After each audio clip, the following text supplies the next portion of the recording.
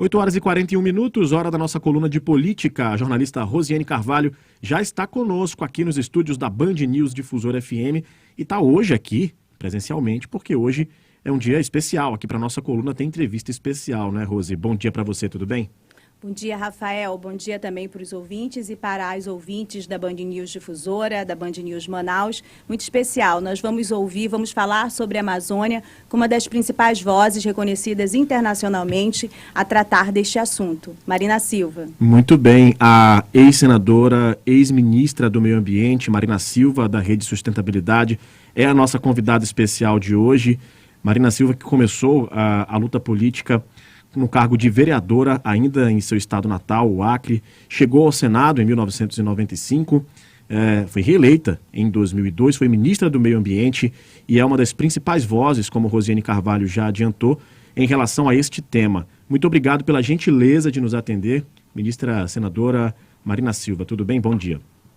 Bom dia, eu que agradeço, você, Rosiane e todos que estão nos acompanhando aí da Band News. Muito bem, a gente vai tratar de muitos temas importantes, vamos falar do Código Florestal, vamos falar de Amazônia e, como de costume, deixo para a Rosiane fazer as honras, já que ela assina esta coluna. Por favor, Rose. Vou acrescentar logo para os ouvintes que têm mais ansiedade a falar de política, já que esta é uma coluna de política, também vamos ouvir Marina Silva a respeito de eleições na Amazônia, eleições nos estados do Norte e no Brasil. Mas devemos começar esta entrevista pelo que a gente procurou ouvi-la. Completou no dia 25 deste mês 10 anos do Código Ambiental, do Código Florestal, melhor dizendo. O que acontece é que quando ele foi aprovado, Marina Silva já era uma voz crítica a este código e, nesse aniversário dele, os órgãos ambientalistas, né, todos que se criticaram que há ainda mais retrocesso neste cenário. Então, queria ouvi-la da importância, me parece óbvio, da importância de ter uma política clara, pública, a tratar das questões ambientais neste país e qual a sua avaliação deste quadro de retrocesso. De fato, os retrocessos são muito grandes, eu diria que são mais do que retrocessos. Nós temos uma verdadeira regressão em todas as agendas, saúde, educação, desenvolvimento econômico, políticas sociais, mas na área ambiental e na questão indígena, o que nós temos é uma situação de terra arrasada. E o novo Código Florestal, que fez 10 anos no dia 25, ele sofreu mudanças, alterações, né, o antigo Código Florestal. E é interessante a gente pensar, por que foram feitas essas mudanças? Essas mudanças, elas ocorreram após o grande esforço que se fez de implementação da legislação ambiental brasileira, inclusive do próprio Código Florestal, que estava em voga à época. E como esse esforço de implementação acabou conseguindo bons resultados no combate à grilagem, à exploração ilegal de madeira, o garimpo criminoso, desmatamento e queimadas, começou a acontecer uma pressão muito grande no Congresso Nacional, dos setores mais reacionários que operam contra o meio ambiente e os povos indígenas, para que se fizesse uma mudança no Código Florestal. Então, não foi assim uma demanda para mudar o Código Florestal, para aperfeiçoar no sentido de se tornar melhor. Foi uma demanda para mudar no sentido de retroceder.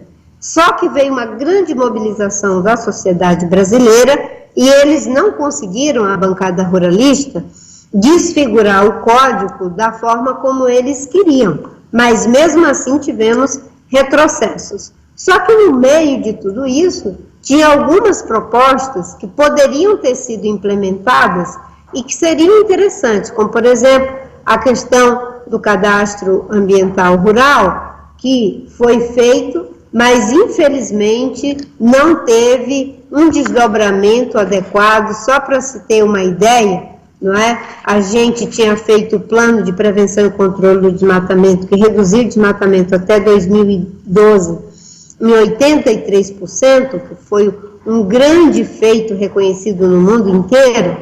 Quando é feita a mudança no Código Florestal, né, havia ali a ideia de que se fizesse os cadastro ambiental rural, visando a questão dos programas de regularização ambiental, mas infelizmente só alguns estados se tornaram aptos nessa questão do programa de regularização ambiental.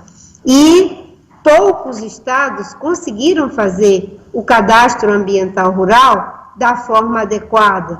E ainda foram identificadas muitas sobreposições. Pessoas que fizeram grilagem de terra, que invadiram unidade de conservação, que invadiram terra indígena, começaram a se cadastrar para reivindicar a propriedade de áreas que eles jamais poderiam ter entrado e muito menos reivindicar um título definitivo dessas áreas para poder se regularizar.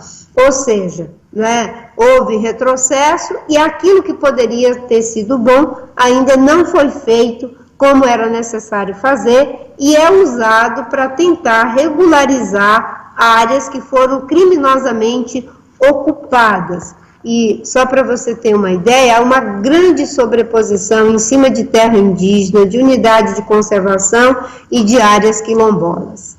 É possível, neste contexto, que haja algum debate a respeito de todos esses problemas e das alterações necessárias neste Código Ambiental? Quer dizer, assim, há 10 anos, quando ele foi criado, a senhora era crítica e dizia que ele já não servia. O contexto político do país mudou. Quais são as nossas alternativas? O contexto do país mudou e para pior. Incomparavelmente pior do que tudo que nós já conhecemos na história do Brasil em termos de agenda ambiental. E há um discurso que legitima os criminosos, há uma prática que empodera os criminosos e uma ação dentro do Congresso que tenta transformar o crime em algo que seja considerado legal, que é o que o delegado Ponte chama de corrupção normativa. O governo e o Congresso, eles praticam o tempo todo a corrupção normativa. O que é a corrupção normativa?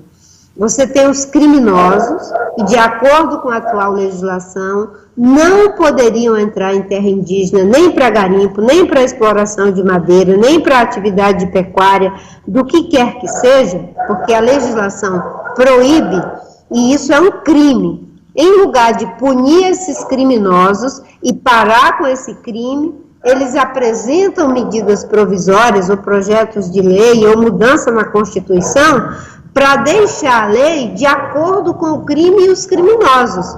Isso é a corrupção normativa. Imagine você,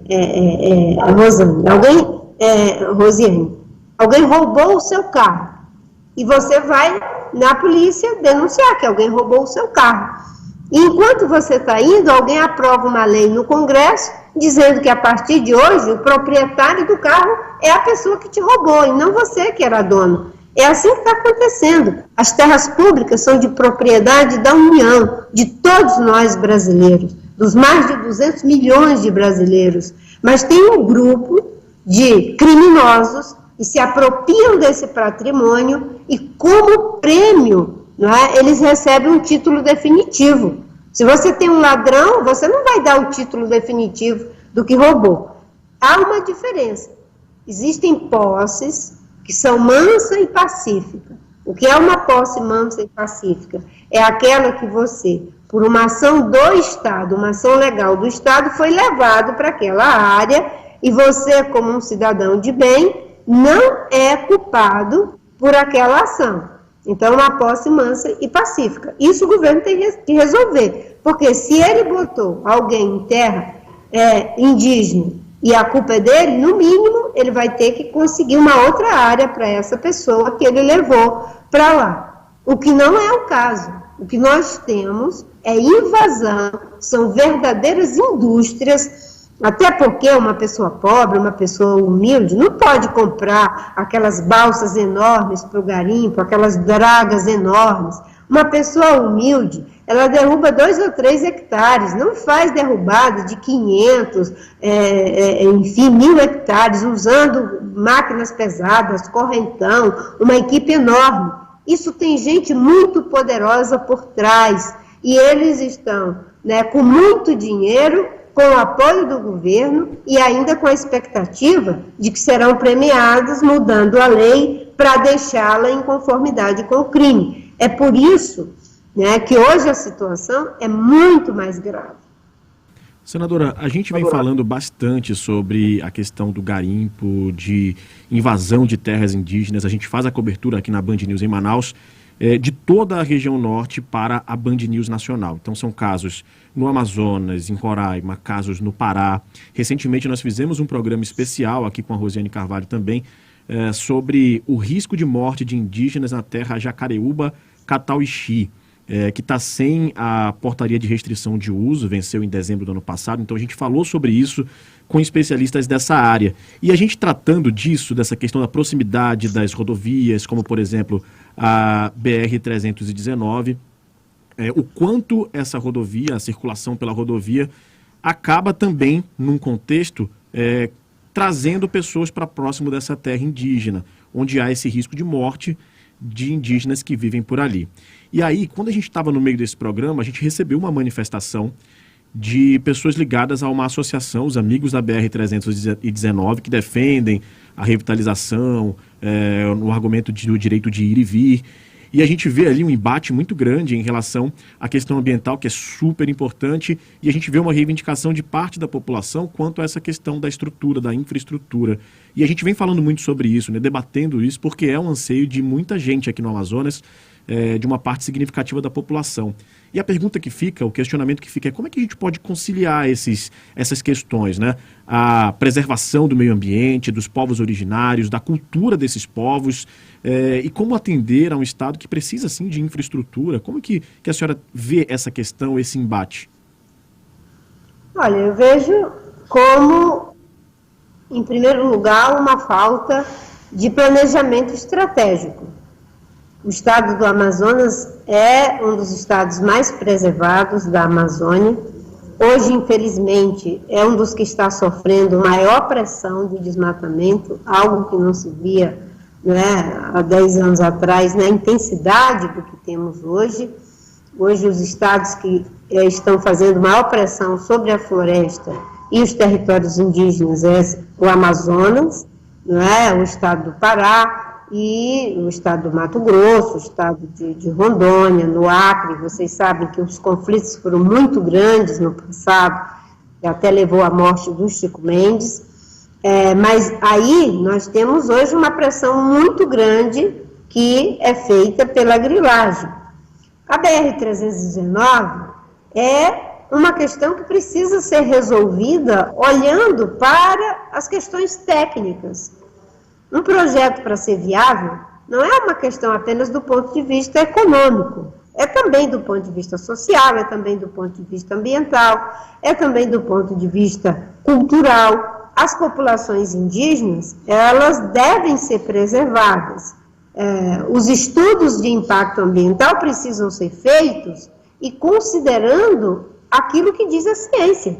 Se o projeto consegue atender não apenas viabilidade econômica, mas também viabilidade social, viabilidade ambiental e a viabilidade cultural de preservação desses povos originários. Eu acho engraçado que esse debate, ele sempre aparece, não é? E quando eu era ministra, de fato, levantei todos os problemas, não só em relação a 319, mas em relação a Belo Monte e outros empreendimentos que não respondiam essas viabilidades para poder ter a licença.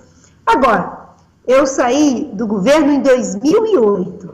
Se não fosse um problema real, né, todos aqueles que cantavam em verso e prosa, que o problema era a ministra Marina Silva, por que não fizeram o empreendimento ainda até hoje? Vamos contar de 2008 para cá. O que aconteceu? Quantos anos nós temos? É que, de fato, o projeto, ele não resolve os problemas ambientais. O impacto sobre uma floresta, quando você tem uma estrada, ele é enorme. E o estado do Amazonas pode, sim, buscar alternativas. Agora, vamos fazer o debate ouvindo a ciência. O que diz os pesquisadores dentro das universidades. Não é só uma questão de decisão política, é o direito legítimo das pessoas quererem ter infraestrutura, né? Tem uma pergunta: vamos criar então unidade de conservação de um lado e outro da estrada, né? Como digamos assim, todo mundo está dizendo, não, é só para as pessoas andarem de carro, a estrada. Serão bilhões e bilhões que serão investidos, né? Aí preserva tudo de um lado e de outro. Aí tem uma pergunta: é viável economicamente fazer a estrada, né, só para essa finalidade? Né? Tem um debate que precisa ser feito. Agora, tem um pré-requisito: o projeto tem que ser viável do ponto de vista econômico, do ponto de vista social, do ponto de vista ambiental e do ponto de vista cultural. Não é só a questão econômica. Até porque quando você fala, vai ter uma estrada aqui, você já vê a movimentação da grilagem, que é isso que está acontecendo. Hoje, incentivada, inclusive, pelo governo. Não por acaso, hoje o Estado do Amazonas contribui com grande parte, né, do desmatamento que está acontecendo. Coisas que a gente não tinha há alguns anos atrás. Só para você ter uma ideia, trazendo aqui para o Código Florestal, não é? Nós identificamos nos cadastros que foram feitos, né, cerca de 43 milhões de hectares do cadastro ambiental, né, eles estão se sobrepondo à unidade de conservação. 25% dessa extensão está em unidade de conservação. E 3,5 milhões de hectares se sobrepondo em terras indígenas. Ou seja, quando você fala, vai ter um empreendimento, você tem uma frente de ocupação predatória, né, que isso precisa ser respondido, resolvido. Né? Por isso que é muito importante ter abertura para debater com os pesquisadores, debater com as comunidades locais, com os agentes públicos, para encontrar soluções que tenham essas viabilidades. Eu, por exemplo, não dei a licença de Belo Monte, né? E naquela época era algo assim que a pressão era enorme, as críticas eram enormes. Vamos olhar o que está acontecendo agora em Belo Monte. Vamos olhar o que acontece em termos de violência, de degradação social, de doença, de prostituição.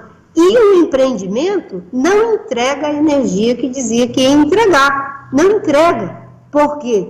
A gente já sabia que não tinha viabilidade econômica, não tinha viabilidade ambiental nem social e muito menos iria entregar o volume de energia que diziam que ia acontecer.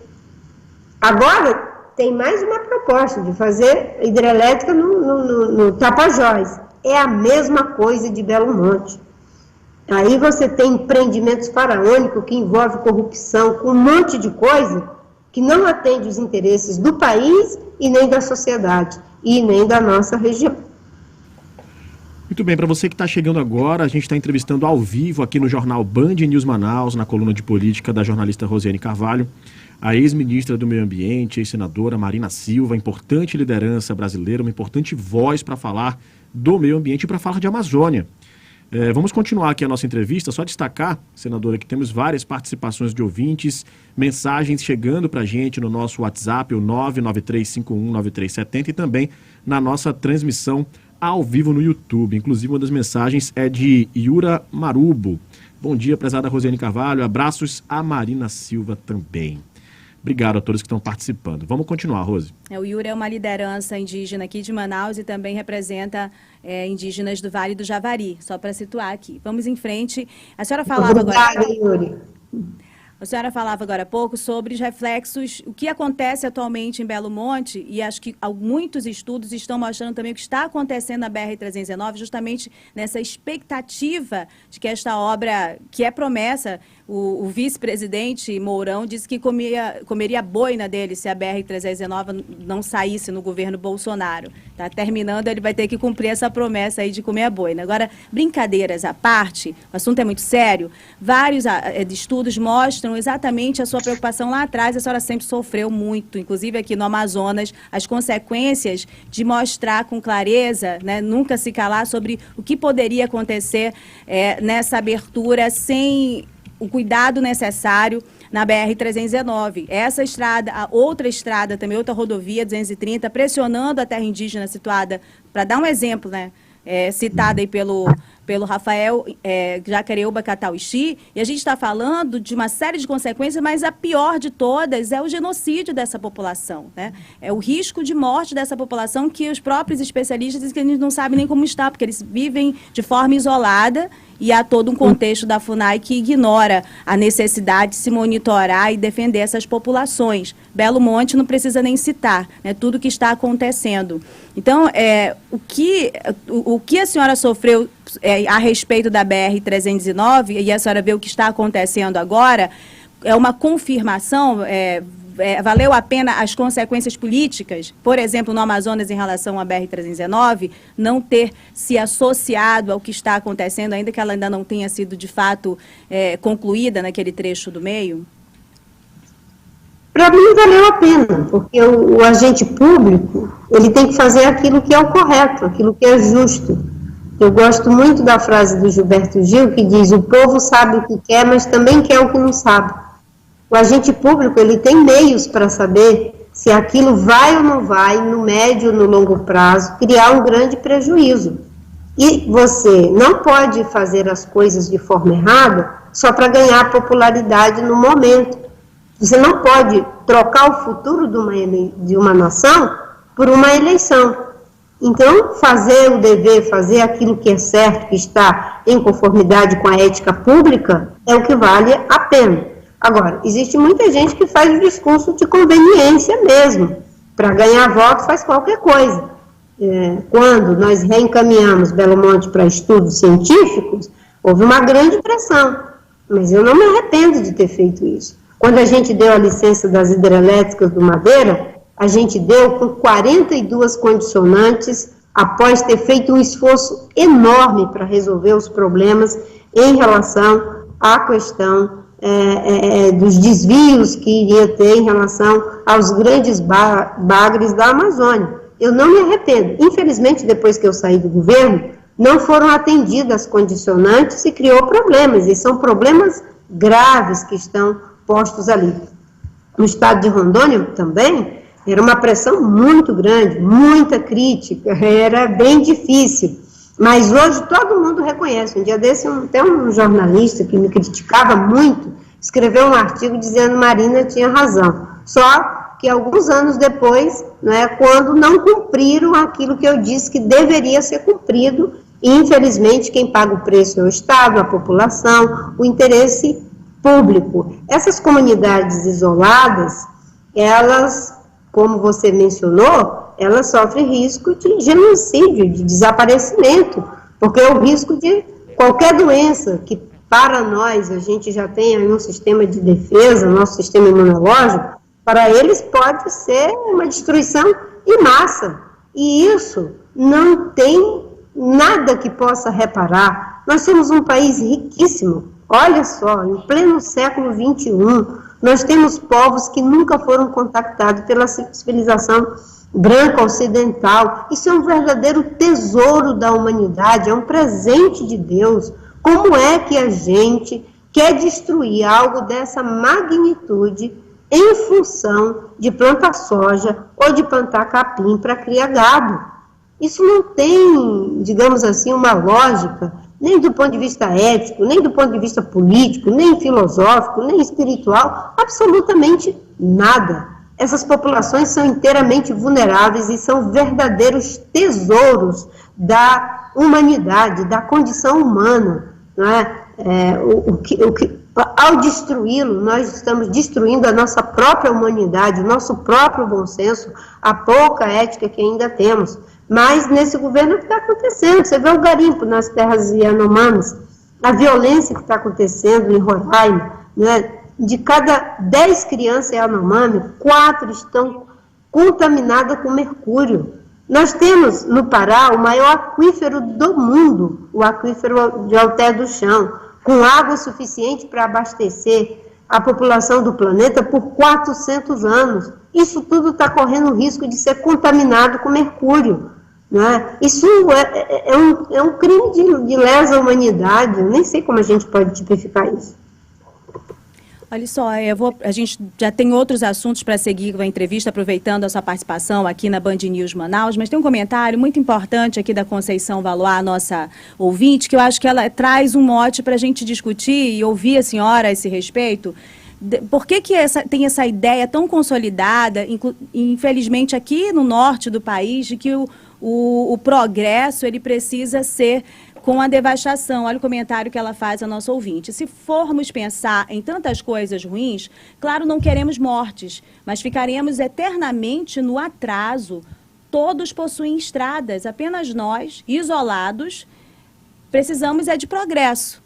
Ela está fazendo esse contraponto ao que a gente está falando a respeito dos indígenas isolados. Isso, para mim, já seria o suficiente para entender que outras medidas precisam ser encaradas, mas não é só isso, né? E eu queria que a senhora falasse a esse respeito. Já há estudos que mostram que essa ideia de que o Amazonas está muito preservado não é verdade, porque só a expectativa da BR e de outras obras já abriram uma série de frentes de devastação a partir do sul do Amazonas, mas ela vai subindo, como tem aí os estudos a respeito da espinha do peixe, né, espinha de peixe. E por que essa ideia de progresso só associada a uma situação, a uma condição predatória da floresta e desta região? Conceição, né, que fez o questionamento.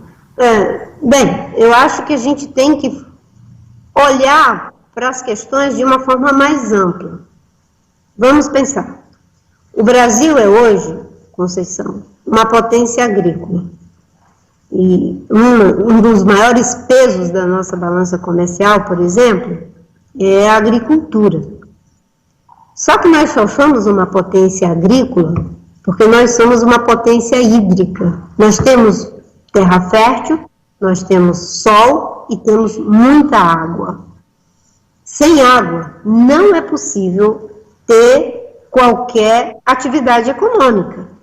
E veja, quem é que produz a água? E o mundo, de certa forma, mas principalmente nós no Brasil e na América do Sul, é a floresta. Sem a floresta, nós vamos ter o sul, o sudeste, o centro-oeste transformados em desertos igual ao do Saara e o deserto do Atacama, por exemplo. Imagina as regiões mais populosas do nosso país dentro de um deserto. Num deserto não tem absolutamente nada. Quem é responsável por não sermos um deserto é a floresta. É disso que se trata. Nós temos uma riqueza imensa em termos de possibilidade de uma nova economia, com o turismo, com a bioeconomia, com o avanço da biotecnologia, com atividades que podem, inclusive, envolver populações locais e a população urbana, que é imensa, inclusive, na capital. É buscar essas novas alternativas. Existem várias alternativas para que a gente possa, inclusive, pensar outros sistemas de transporte, outras alternativas, como, por exemplo, as ferrovias, as hidrovias, trabalhar para que isso tenha eficiência, agilidade, uma série de alternativas, porque a gente não pode sacrificar recursos de milhares e milhares de anos pelo lucro de poucas décadas. A gente já sabe o que acontece. Por exemplo, a Mata Atlântica era 1.300.000 quilômetros quadrados de floresta. Hoje só resta algo em torno de 8% da Mata Atlântica. A floresta amazônica já foi destruída algo em torno de 19% a 20%. Os cientistas estão dizendo, Conceição, que se a gente passar de 25% de destruição da floresta, ela entra num processo de autodegradação, não é? Que será irreversível.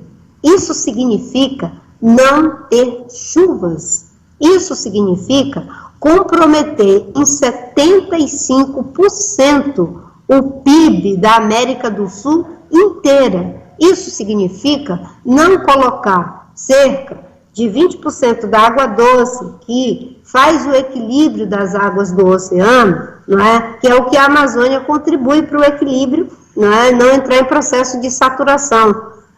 Isso é acabar com toda a biota desses oceanos que são afetados por essas águas doces e tem um processo de emissão de CO2, que é como se a gente soltasse milhares e milhares de bombas atômicas destruindo o planeta. A gente não pode só olhar para o aqui e agora, não é? É aquilo que eu disse, o povo sabe o que quer, mas também quer o que não sabe. E aquilo que o povo quer e não sabe, o responsável é o poder público. Eu entendo a demanda que você coloca, eu entendo que vocês precisam de ter um transporte eficiente, de estar integrado aos outros estados, mas vamos pensar outras alternativas que não nos leve a parar de existir no futuro, porque senão nós já somos mortos-vivos. E o ser humano, ele vive com a perspectiva de futuro, não é? Enfim, diferente das outras espécies que não estão preocupadas com o amanhã, nós estamos preocupados com o amanhã do nosso filho, do nosso neto, do nosso bisneto. Senadora, ainda aproveitando essa questão do desenvolvimento, essa questão da preservação da floresta amazônica, do nosso bioma, a gente tem que falar um pouquinho sobre a Zona Franca de Manaus. A gente, acredito eu, vive um dos momentos mais delicados quando se fala da Zona Franca de Manaus, dos empregos, da indústria, e tem gente falando também, muitos líderes políticos do Amazonas, pessoas que se identificam com a luta da Zona Franca de Manaus, inclusive tratando da questão econômica, mas falando da questão ambiental. Por quê? Porque há um argumento de que a Zona Franca de Manaus é essencial para manter a floresta em pé, porque com o trabalho na indústria não há a necessidade, por exemplo, da exploração mais agressiva dos recursos naturais. Esse é o argumento utilizado, inclusive, por muitas lideranças políticas. E eu gostaria de perguntar à senhora, como é a sua visão em relação a esse assunto, ao momento que a Zona Franca vem enfrentando com os ataques à competitividade, ameaças de milhares de empregos na região norte, porque é visto sim como um projeto de desenvolvimento regional, não apenas como um projeto de incentivos fiscais, e nesse momento a gente vem passando por isso no governo Jair Bolsonaro. Como que a senhora avalia essa relação? Empregos, Zona Franca, desenvolvimento, com a preservação ambiental? Bem, no caso da Zona Franca e os ataques que sofre, agora intensificados, porque o governo Bolsonaro é contra a Zona Franca de Manaus, ou seja, é contra, não é, que as pessoas tenham uma alternativa de emprego, de renda para sobreviver, é preciso que a gente não entre nessa canoa furada de que é tirar a Zona Franca e deixar o povo à deriva, a floresta à deriva, o estado à deriva. Isso não tem condição. Agora, é fundamental que a gente pense em alternativas. Nós não podemos ficar dependendo só da Zona Franca.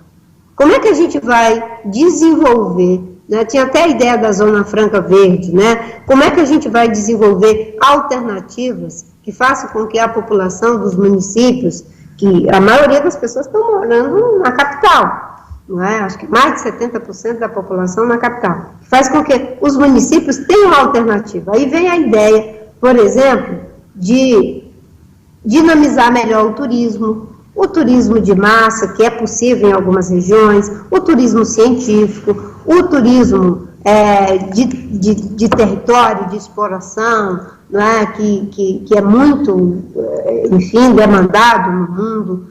E quando você pensa em organizar, por exemplo, a cadeia do turismo, você tem ali toda uma rede de serviço que se forma em torno dessa atividade. Você vai ter uma rede hoteleira, você vai ter um sistema de produção para poder abastecer, um sistema de transporte, várias alternativas que se organizam.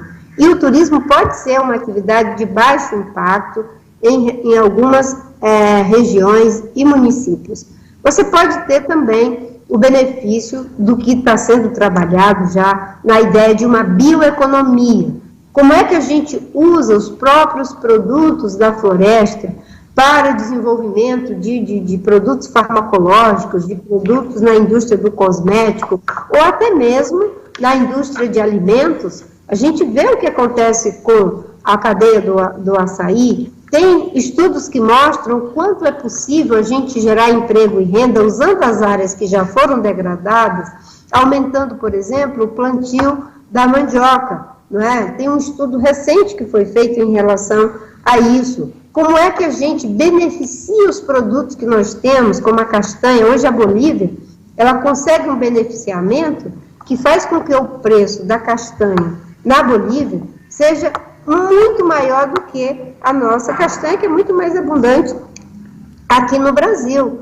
Então, tem vários produtos. Só pegando o exemplo da cadeia produtiva do açaí, hoje, essa cadeia já gera mais empregos no estado do Pará do que a Vale do Rio Doce.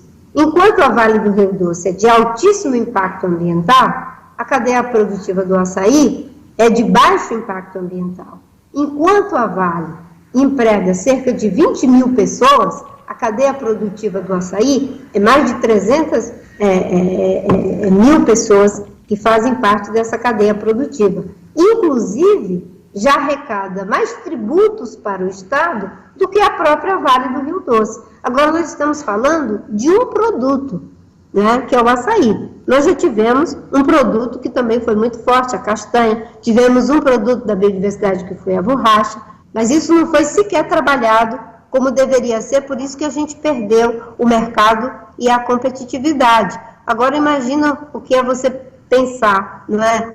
Espécies de oleaginosas, resinas, óleos que podem ser usados na indústria farmacêutica, produtos e materiais que podem ser desenvolvidos a partir, não é, do engenheiramento de produtos da natureza. Existe uma ciência chamada biomimética, que essa ciência, ela copia determinadas, digamos, espécies da natureza e transforma isso em tecnologia.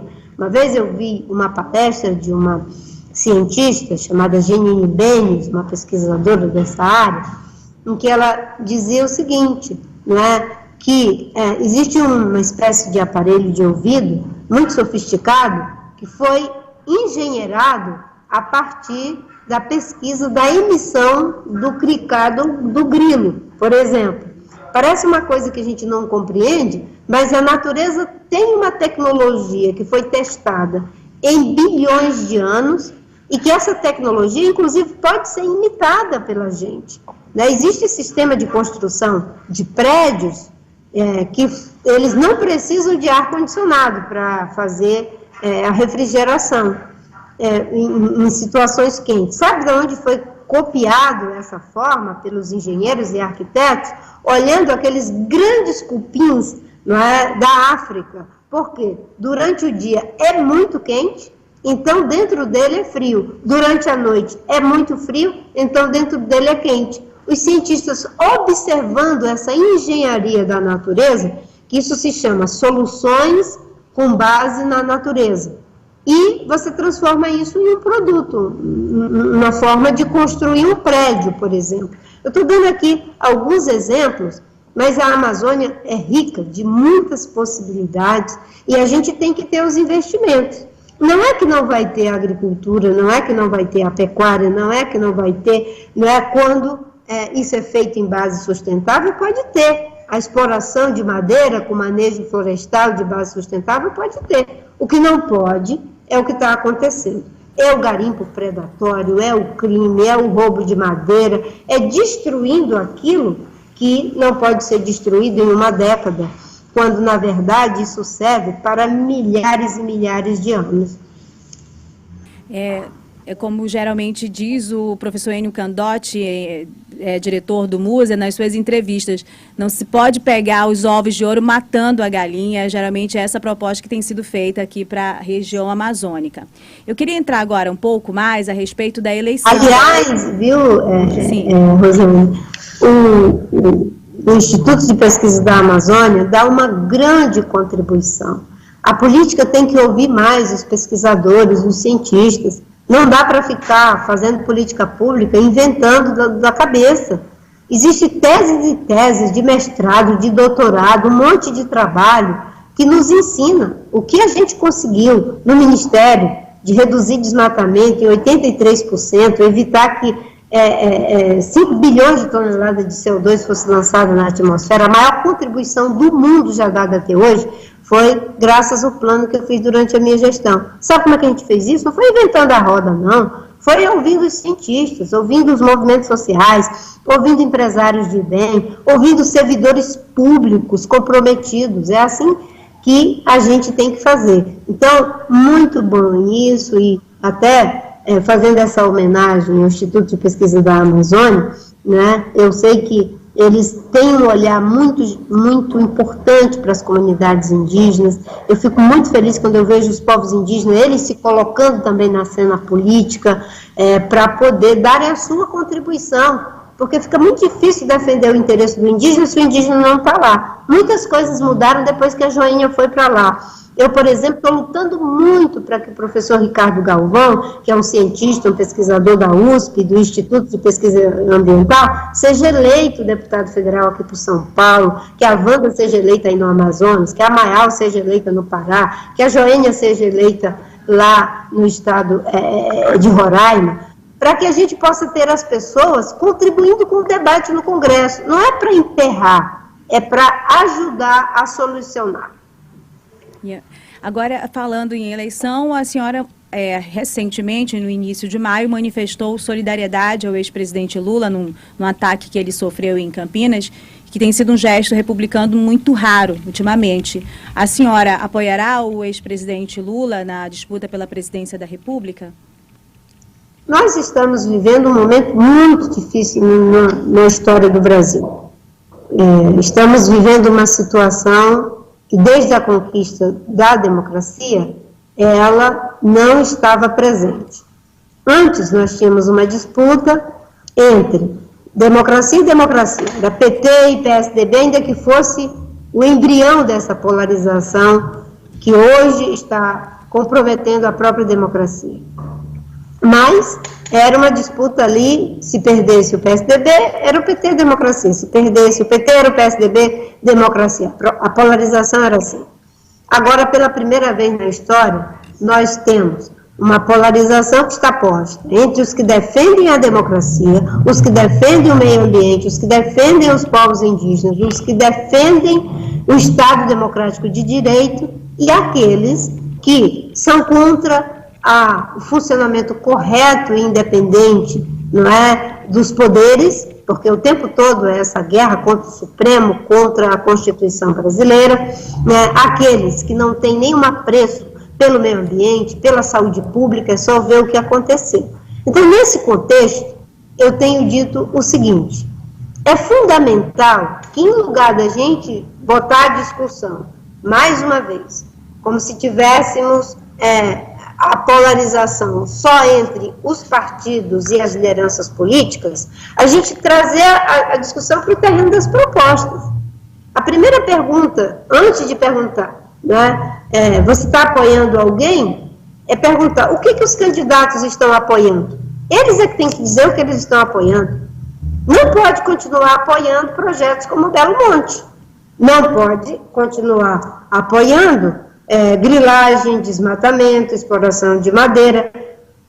O que estão apoiando? Estão apoiando a nova economia? Estão apoiando que se dê um caminho para que a Zona Franca seja preservada ao mesmo tempo em que se vai criando alternativa para sair dessa dependência, ou reelaborando quais são as bases dos investimentos a serem feitos, baseados inclusive em soluções que advenham da própria realidade da Amazônia, o que estão apoiando. Diante disso, o que a rede fez até o momento foi liberar os seus filiados, as suas lideranças, entre as candidaturas do campo democrático popular que identificamos. O campo democrático é bem amplo, não é? O campo negacionista, autocrata, que acha que pode chegar ao poder, inclusive usando a força, e intimidando os demais poderes, é o que representa o governo e o Bolsonaro. Mas o campo democrático é amplo. Dentro do campo democrático, você tem, né, o campo democrático popular, que nós identificamos como sendo a candidatura do ex-presidente Lula e do ex-ministro Ciro Gomes. E a rede liberou seus filiados e lideranças políticas entre essas duas candidaturas. Até porque a rede não trabalha com a visão de enquadramento dos seus filiados, a não ser que sejam questões que não estão em conformidade com o programa e com o estatuto do partido. Então, algumas das nossas lideranças já se posicionaram, o senador Randolfo, que faz um trabalho brilhante no Senado, já se posicionou apoiando a candidatura do ex-presidente Lula, juntamente com um grupo relevante de lideranças e militantes da Rede Sustentabilidade.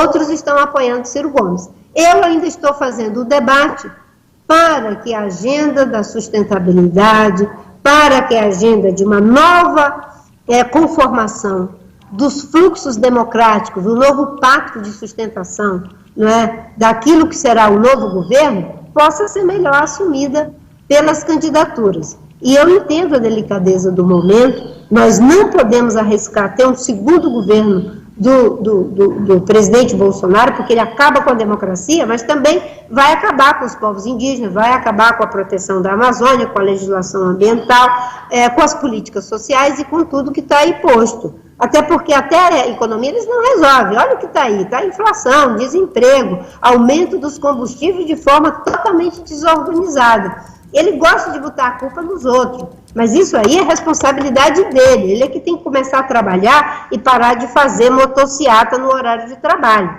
não é? E eu estou debatendo, eu estou sempre colocando, estou aberto ao diálogo, mas eu quero o diálogo em cima de propostas, em cima de uma agenda.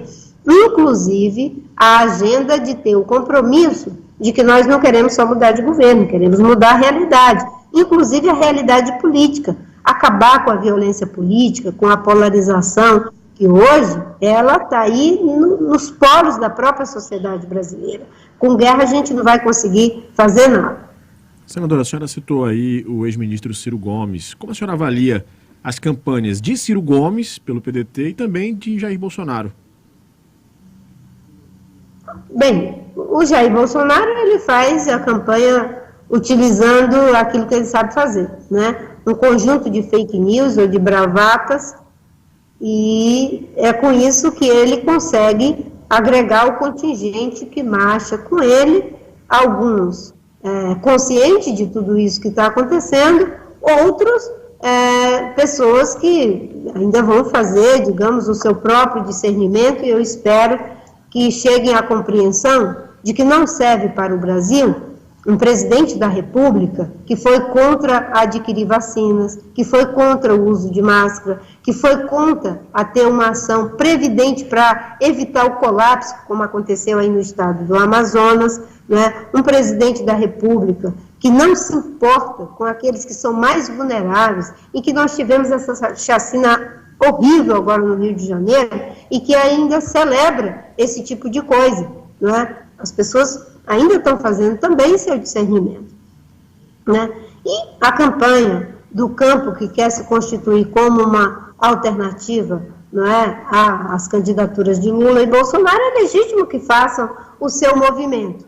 Eu acho que cada um vai fazendo as suas avaliações no sentido de qual é a melhor forma de contribuir para que a gente não só evite que o Bolsonaro tenha um segundo mandato para não destruir o Brasil e a democracia, como também para que a gente possa ter uma nova realidade política, reconhecendo alguns erros que foram feitos. Boa parte desses erros, eles foram feitos durante a gestão do PT e do PSDB, eles não podem mais ser repetidos. Às vezes a melhor crítica que a gente faz não é aquela que a gente faz aos outros, é a que a gente faz a gente mesmo. Por que depois de tantos anos de PT e PSDB, surge uma força política contrária à democracia, que acha que pode chegar ao poder ou ficar no poder pelo uso da força?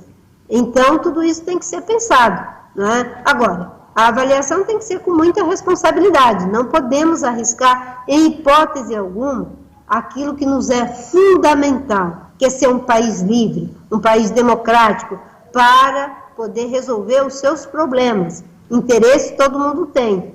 Como é a forma legítima de mediar os interesses? É através do cumprimento da nossa Constituição.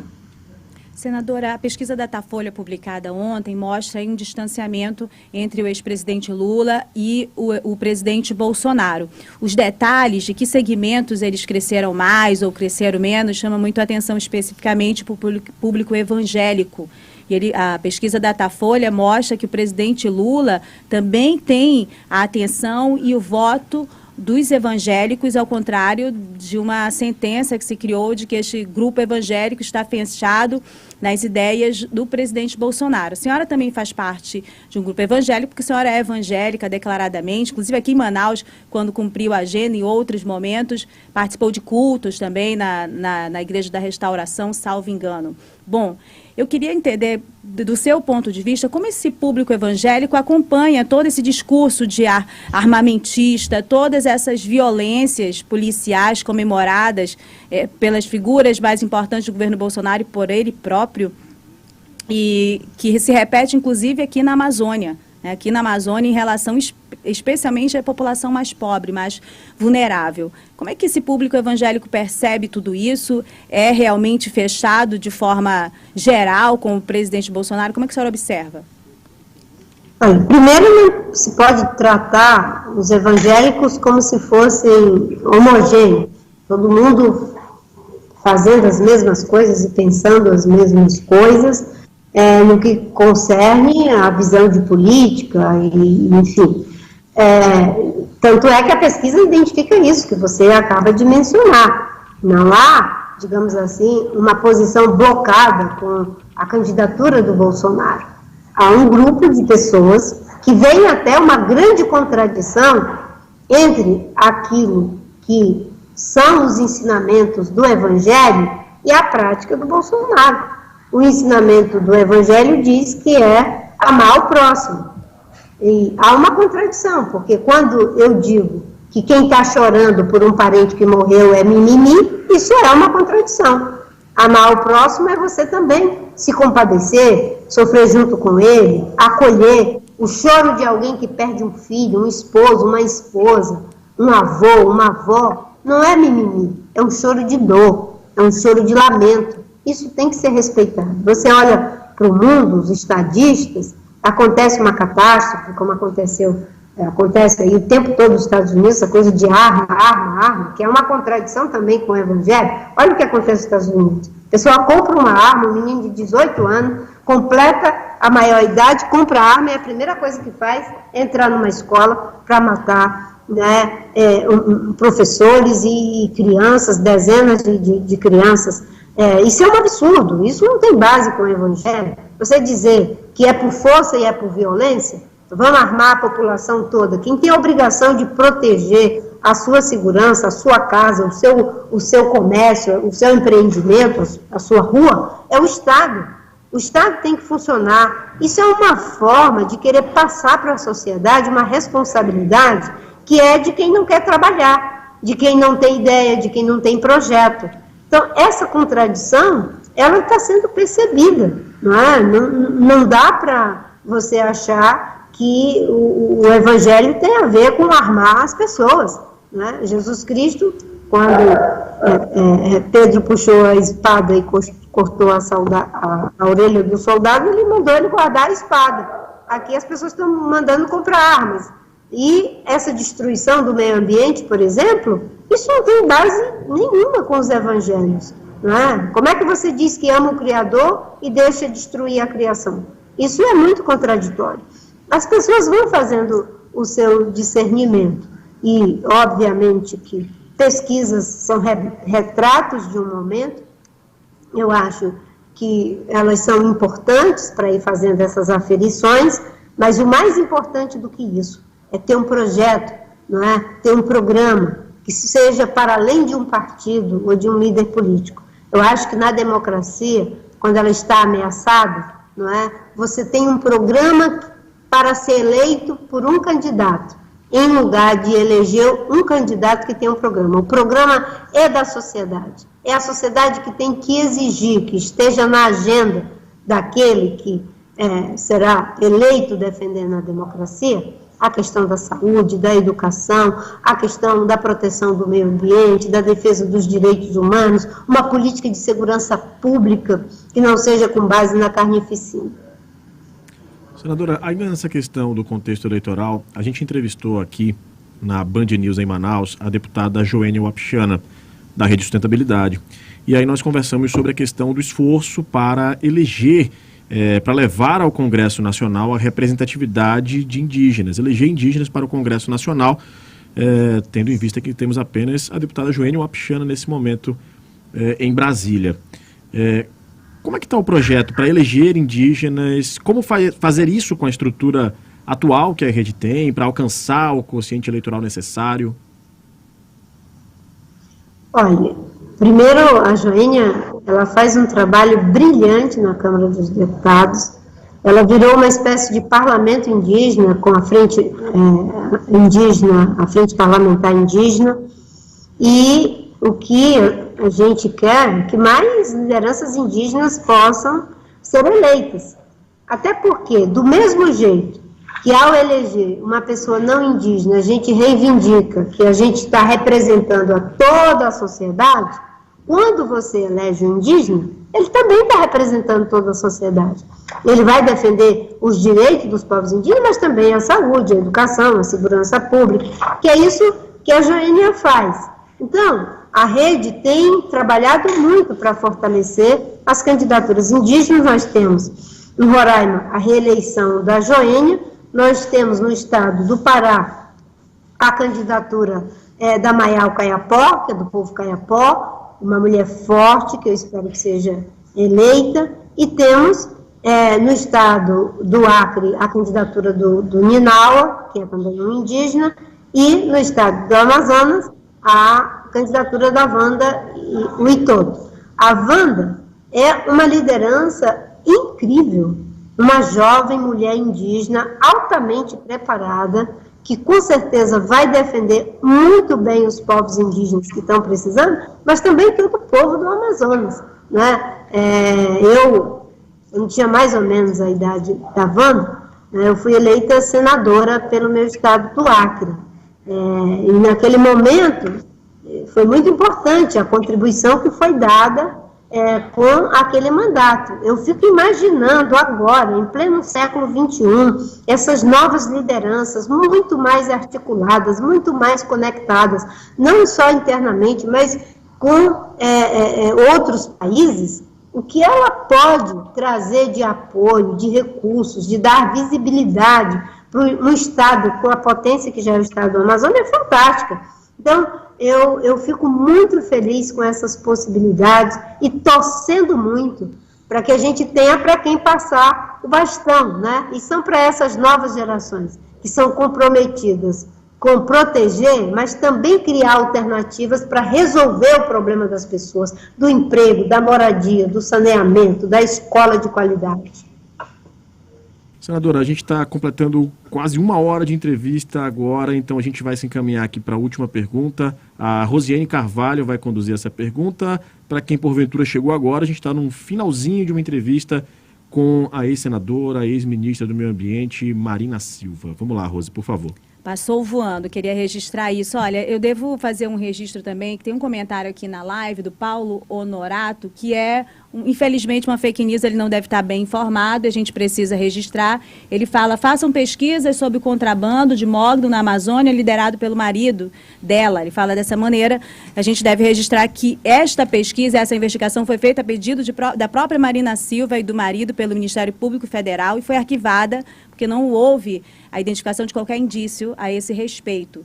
A minha última pergunta, senadora, tem a ver também com essa informação, com essa atuação e as pesquisas e os números das últimas eleições, a votação expressiva que a direita ou a extrema-direita conseguiu no norte do país, aqui em Manaus, no Acre também, de onde a senhora vem, Rondônia, Roraima, isso se reproduz, inclusive, na representatividade desta Amazônia. A representação da Amazônia no Congresso é de pessoas muito alinhadas a esse discurso do presidente Bolsonaro e, pasme, a senhora sabe melhor do que a gente, até a esquerda tem as suas representações bolsonaristas, no sentido de que, recebendo voto de eleitores bolsonaristas muito extremos, se omite, se cala, usa até métodos muito parecidos com o dos bolsonaristas para atacar, inclusive, a imprensa, atacar seus adversários ou para se calar sobre o que importa da Amazônia, como a senhora não fez o tempo todo e sofreu as consequências a esse respeito. Então,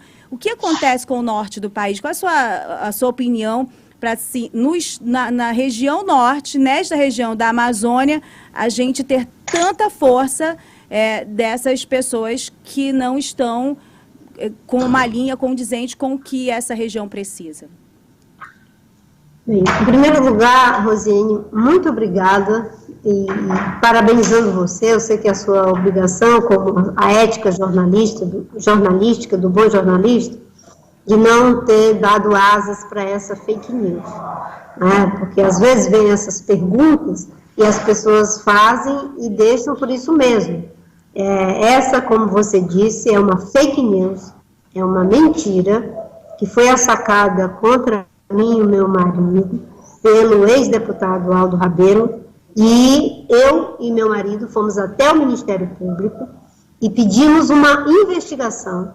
Essa investigação, depois de 2 anos, nós temos um atestado de inocência pelo Ministério Público. São poucos os que têm coragem de fazer isso.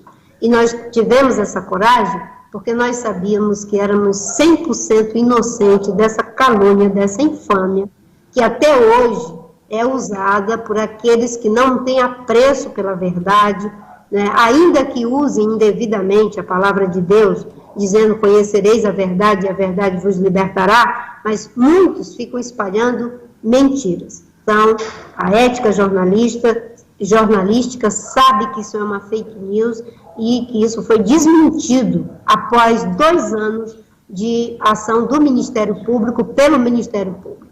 Em relação a essas pessoas que têm uma ética de conveniência, é em função dessas pessoas que avançam essas coisas horríveis que estão aí. Tem gente que fala mal de fake news, mas não perde a oportunidade de ficar espalhando uma. Eu, quando fui candidata à presidência da República, 2014 foi muito difícil. As fake news começaram ali, foi contra mim. Mas mesmo recebendo uma carga enorme de mentira, eu tinha uma orientação para a minha campanha, para não permitir que mentiras que atacassem de forma injuriosa a honra, fosse da Dilma ou do Aécio, de quem quer que seja, isso não fosse feito. E tem gente que é assim, troca ética por voto, troca coerência política por voto, troca dignidade humana e às vezes troca até mesmo vida por voto. Troca liberdade de imprensa por voto. Porque quando você, para fazer o jogo, né, daqueles que você supostamente critica, faz esse tipo de relativização, você está fazendo o jogo, né, do adversário mesmo. Eu digo o seguinte: a melhor coisa que tem é a gente se orientar por princípios e valores. Quando você se orienta por princípios e valores, você não relativiza a democracia, você não relativiza a ética, você não relativiza direitos humanos. É assim que tem que ser. E essa força que acontece, né, na região amazônica, ela tem muito a ver com uma série de articulações que vão sendo feitas e que não vem de agora, desde a época do Chico Mendes, que quem defende os indígenas, quem defende a floresta, é contra o progresso, é contra os pecuaristas, os agricultores. Isso não é verdade. É possível ter pecuária na Amazônia e não precisa mais derrubar um pé de mato para poder ter uma pecuária vigorosa na Amazônia, usando as áreas que já foram abertas. Existe mais de 17 milhões de hectares que estão abandonados. Usar essas áreas da forma correta pode dobrar ou até triplicar a nossa produção sem precisar destruir a floresta. Agora, não é? O Bolsonaro, ele quer fazer um discurso fácil, ele é um negacionista, ele nega a ciência, ele nega a realidade. Para ele a terra é plana, para ele não existe desmatamento, não existe queimadas, para ele não existe povos indígenas, ele quer assimilar tudo, passar por cima de tudo. Senadora, eu queria muito agradecer aqui a gentileza do tempo cedido a nós, da Band News Difusora, que é a Band News FM aqui em Manaus. São 9h46, a gente realmente completou 1 hora de entrevista. Eu agradeço muito pela gentileza, muito obrigado. Nós conversamos aqui com a ex-ministra do Meio Ambiente, ex-senadora, importante liderança do país e uma voz da Amazônia, Marina Silva. Obrigada a vocês, tenham todos um bom dia.